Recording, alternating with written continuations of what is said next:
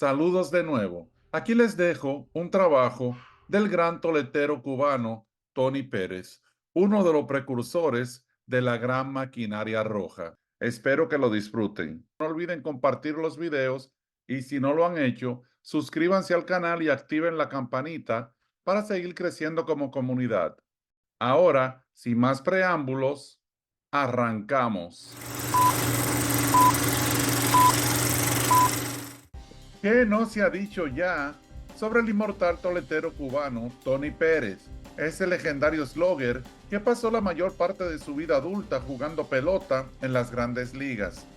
Desde los reportes periodísticos y de revistas especializadas hasta el libro de más de 300 páginas escrito por el reputado periodista deportivo John Enrad, titulado Tony Pérez, de Cuba a Cooperstown.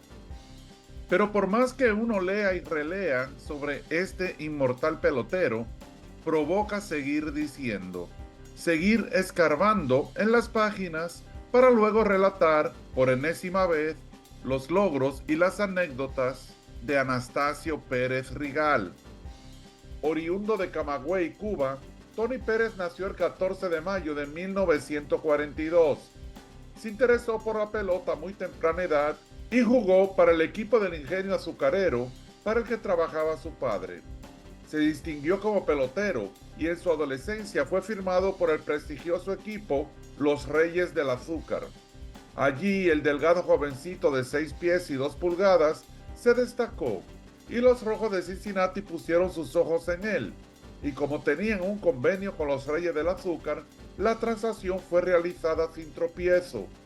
El 12 de mayo de 1960, Tony Pérez fue fichado oficialmente por los Rojos de Cincinnati, y muchos piensan que esa firma fue el génesis de lo que luego sería la gran maquinaria roja. En 1960, a los 18 años, Tony Pérez jugó casi siempre segunda base para los Patirrojos de Génova, aunque también fue jardinero y antesalista.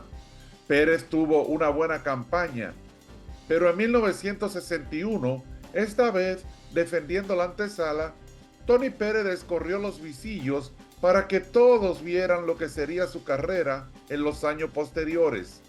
Tuvo un promedio de 3.48 con 37 dobles, 7 triples, 27 jonrones y remolcó 132 carreras. Además, se robó 17 bases.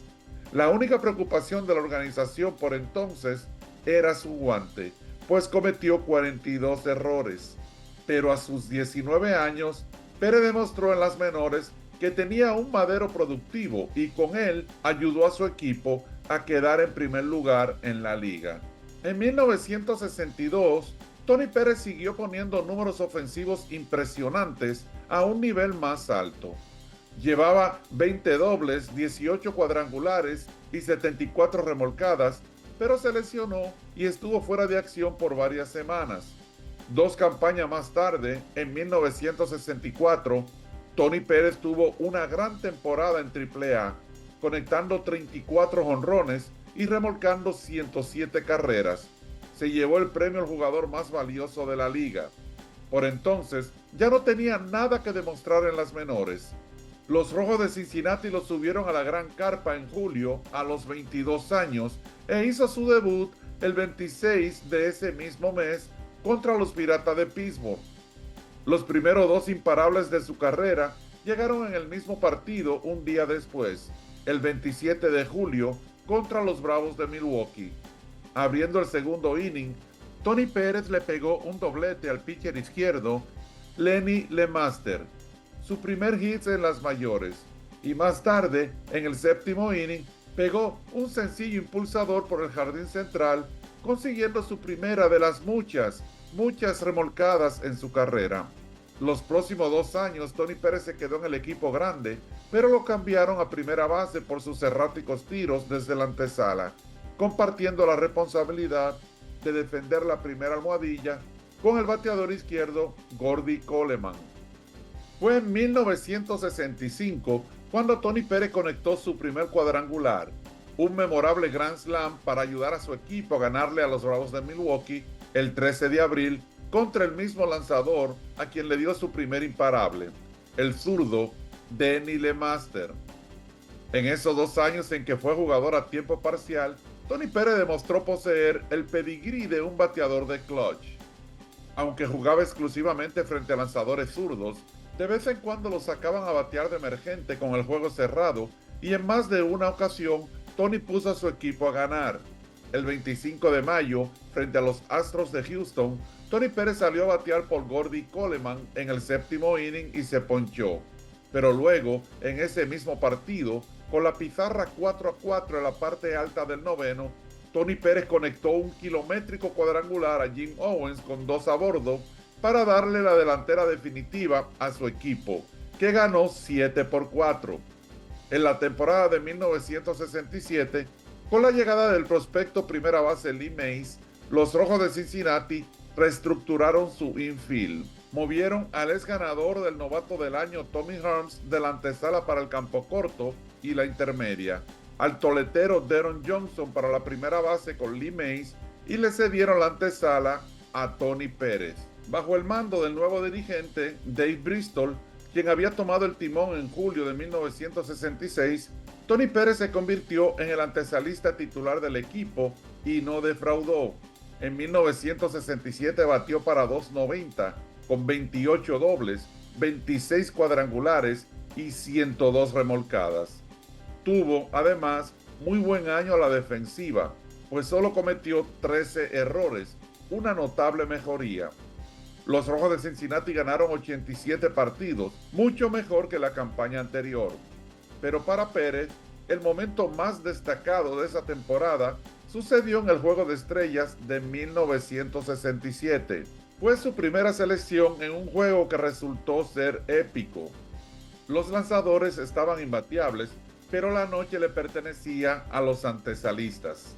La Liga Nacional pegó primero cuando el tercera base de los Phillies, Dick Allen, le conectó un cuadrangular solitario a lo profundo del jardín central al serpentinero Dean Chance en la segunda entrada. Pero cerrando el sexto, el otro antesalista de los Orioles de Baltimore, Brooks Robinson, le desapareció una bola a Fergie Jenkins por el left field.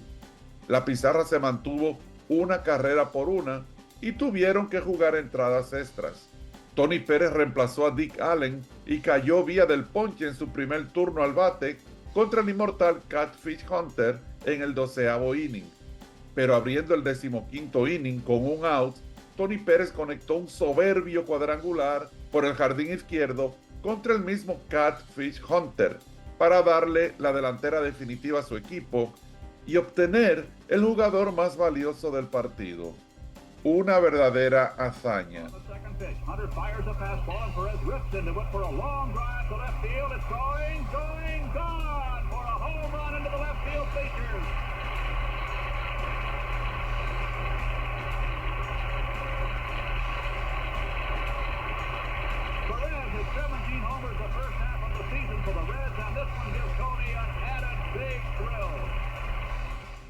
En 1968, Tony Pérez volvió a disfrutar de una buena campaña ofensiva, regresando al Juego de Estrellas y obteniendo votos para el MVP de la liga por segundo año consecutivo. En 1969, Tony Pérez trajo el madero encendido, conectó 37 cuadrangulares, impulsó 132 carreras, anotó 103 y promedió 2.94. Volvió al Juego de Estrellas y a recibir votos para el MVP.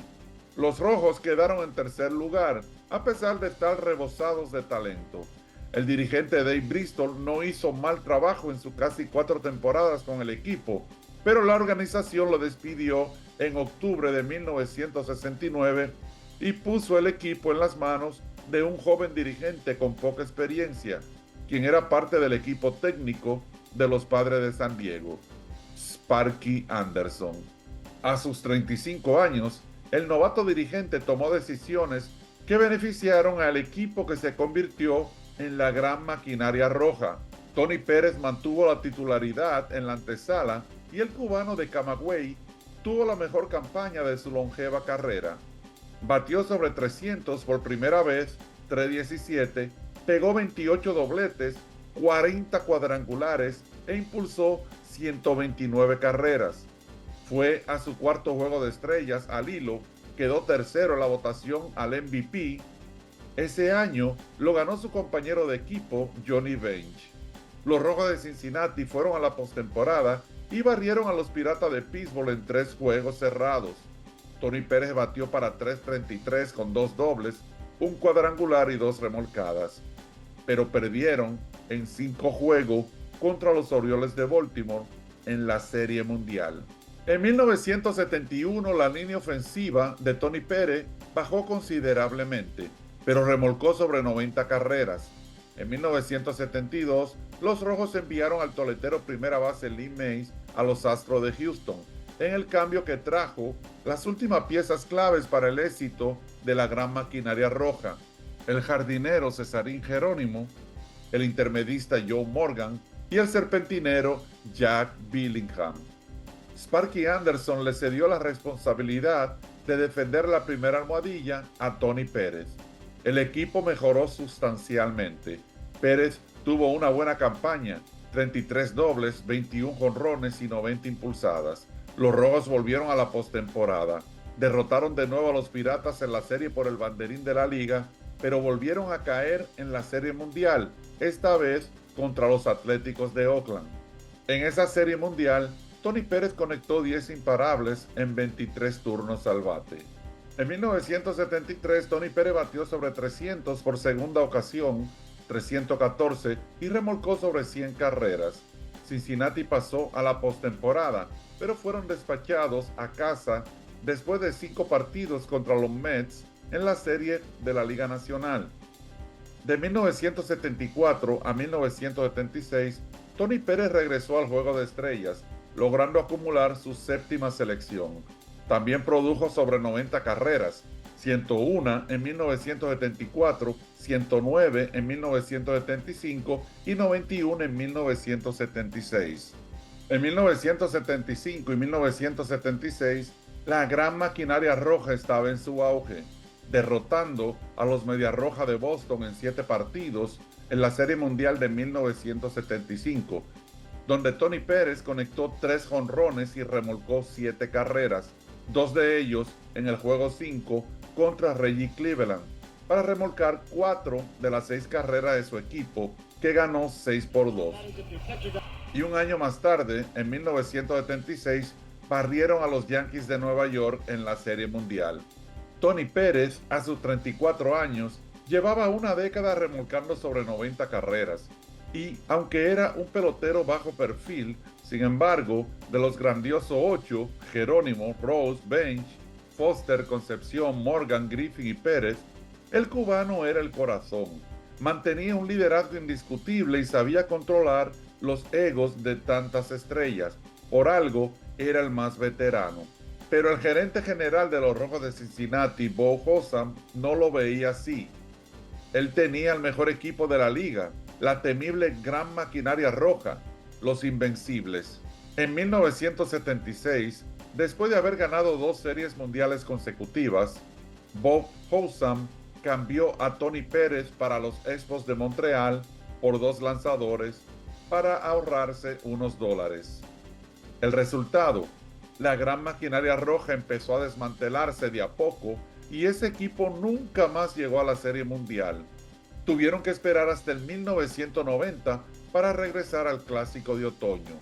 Hossam pensó que Dan Driessen simplemente reemplazaría a Tony Pérez y fin del asunto, pero subestimó la presencia del cubano en el clubhouse, la veteranía, esos detalles que no miden las estadísticas y que son invaluables. Con el cambio, la magia de la gran maquinaria roja se eclipsó. En las próximas 2 temporadas no fueron a los playoffs y tuvieron que despedir a Sparky Anderson después de la temporada de 1978. Y además fueron saliendo de sus estrellas poco a poco. El cambio de Tony Pérez fue mortal para los Rojos. Él era parte de lo que me ayudó a ser quien soy, dijo el intermedista Joe Morgan, el MVP de 1975 y 1976. Tony Pérez jugó 2 temporadas con los Expos de Montreal y fue parte del equipo que estuvo contendiendo toda la temporada de 1979 hasta el final, ganando 95 juegos por primera vez en su historia, quedando corto a 2 partidos de los Piratas de Pittsburgh. Pérez quedó agente libre después de la temporada de 1979. Firmó con los Medias Rojas de Boston en 1980 a sus 38 años, su primera experiencia en la Liga Americana, y batió para 275 con 25 bolas cercas y remolcó 105 carreras.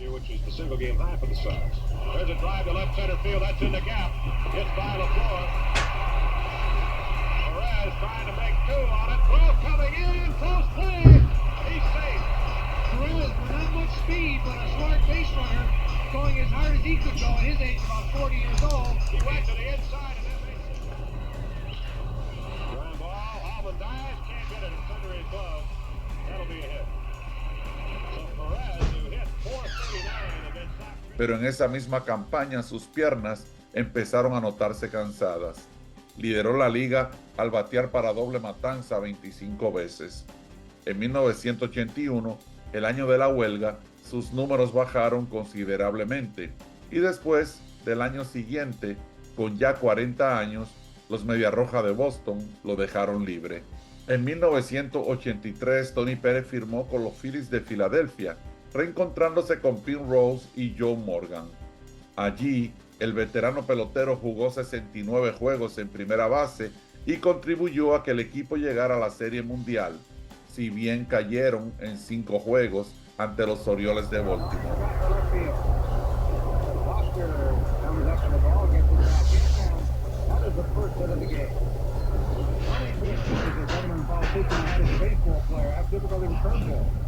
En 1984, Tony Pérez regresó al equipo que le dio su primer contrato profesional en la MLB, los Rojos de Cincinnati.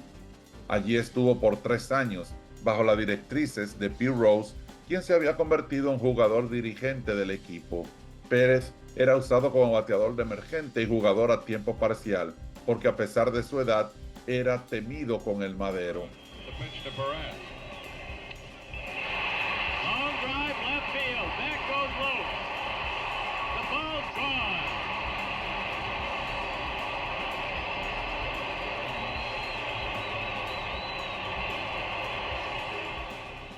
Now back home. There's a drive in the right field past down. Another run will score. Perez double past down. De hecho, el 1 de septiembre de 1984, Tony Pérez fue sacado de bateador de emergente y conectó un épico cuadrangular con 2 outs y 1 a bordo para dejar en el terreno a los Piratas, convirtiéndose en el pelotero más viejo en conectar un jonrón como bateador emergente. El 13 de mayo de 1985, con el partido empate 3-3, Tony Pérez conectó un grand slam cerrando la 6ª entrada contra Dave Rooker para darle la victoria a los Rojos sobre los Phillies, 7 carreras por 3. A sus 44 años, Tony Pérez fue el pelotero más viejo en dar un cuadrangular con las bases llenas, récord que fue eclipsado posteriormente por Julio Franco, quien dio un grand slam con 46 años de edad. De hecho, en esa temporada de 1985, Tony Pérez tuvo una excelente campaña.